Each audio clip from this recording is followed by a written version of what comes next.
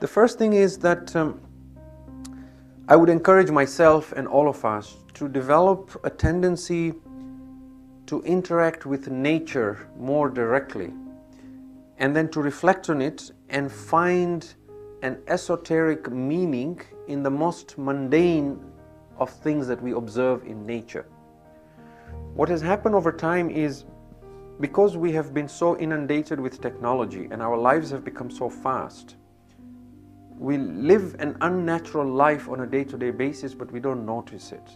Like, for example, I'm walking down the street, it's fall season, there's a beautiful tree there, bursting with fall colors, but I have no time to look at the tree because I'm in a hurry, or I'm busy on my phone checking messages, right?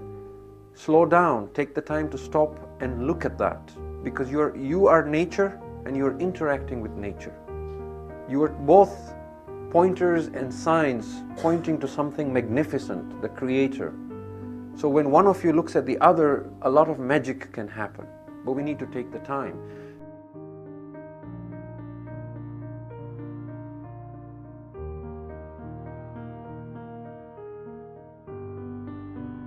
Now, if you see a beautiful sunset, take the time to see it. Take it as a bonus. If you're stuck in traffic and there's a beautiful sunset, instead of panicking you're stuck in traffic, there's nothing you can do. Enjoy the sunset. All right?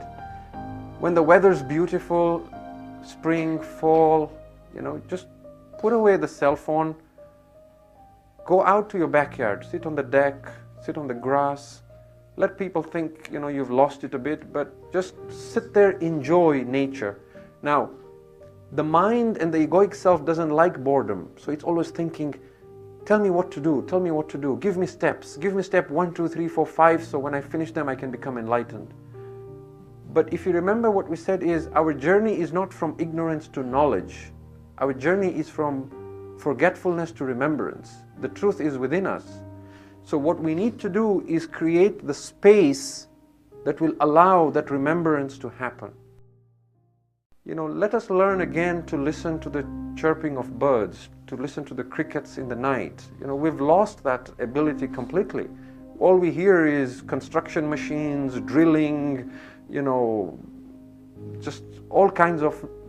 And you notice the beauty, because Allah made everything as pointers towards Him. The noise that nature makes does not annoy you, no matter how loud it is.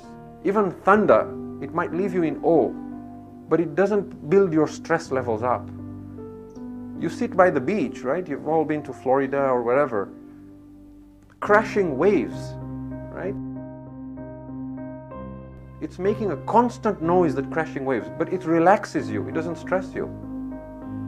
But go sit on the 401 when they're drilling the highway and there's construction, right? Your stress levels just go through the roof, because it's not natural. So we are already seeking happiness, we're seeking tranquility, and Allah is giving us all these means that, I made you, I made the mountain, I made the ocean. Just connect so that you start vibrating at the same frequency as nature, and you will see then these opportunities to come. And I've had people even in this community who have told me that, I was just sitting and I was looking at these birds flying, and I had this spiritual moment where I just had this, just the other couple of nights back, one of the brothers was telling me, he says, I was reading this verse in the Quran that says, do they not see how the birds expand and contract their wings? It is we who hold them in air. And he says, I was sitting there and I was watching a flock of birds migrating to the south, and they were just flying. And he says, for a moment, I just forgot myself. There was no I. It was just me connecting with the birds and just the verse in my head. And I just felt, he said, I felt so peaceful, such tranquility. I just wish I could hold that moment longer, right? So enlightenment doesn't happen at once or overnight. It can happen gradually through different experiences, but we must create that space.